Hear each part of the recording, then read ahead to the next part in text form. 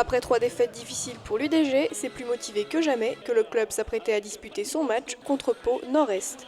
Même en perdant les 3 derniers matchs, on est quand même meilleure défense. Donc on ne lâche pas. Maintenant, il nous reste à progresser en attaque et on est en train de le faire. J'espère que ce soir, de nouveau, ça va nous permettre d'enclencher et d'appuyer sur l'accélérateur.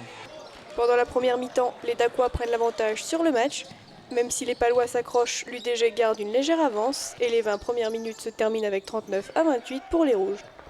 On a pris de l'avance d'entrée, mais derrière, il est revenu à 7 points, 10 points. Ils n'ont jamais explosé, sauf à la fin.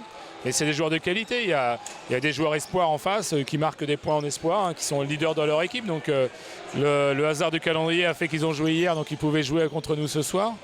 Donc on avait, je pense, pas loin d'être la meilleure équipe de Pau. Ils sont jeunes, ils défendent dur, ils sont agressifs dans les 1 contre 1, donc c'était pas facile. Pendant la seconde mi-temps, l'UDG s'attend à une remontée de Pau. Les deux équipes s'accrochent, mais l'UDG garde toujours une avance sur le score. Les dernières minutes de match sont les plus tendues, et notamment avec des successions de paniers à 3 points dans les deux camps. Mais c'est finalement l'UDG qui remporte le match 83-62. Le truc, c'est qu'on a joué 40 minutes. Généralement, on en joue 30 ou 25. C'est ce qui nous coûte la défaite à la fin du match. Là, on est resté concentré. On a dit il reste 2 matchs avant les vacances. Il faut qu'on prenne ces 2 matchs-là. Et pour l'instant, on est à 50% du travail. Défensivement, on est resté stable. On a la meilleure défense de toute la France en N2, donc c'est pas pour rien. Et puis en attaque, même si on a manqué de réussite dans le 3e quart-temps, on a quand même, on n'a pas démérité. On a continué à jouer suivant nos principes.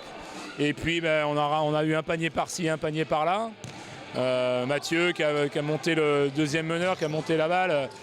Et le problème, c'est qu'il ne peut pas shooter. Il a mal aux 2 épaules, il s'est blessé les 2 épaules. Donc c'est compliqué. Et, ça a été un petit peu un calvaire dans le 3e. Puis dans le 4e, on a pu lâcher les chevaux, retrouver notre meneur en forme, lui.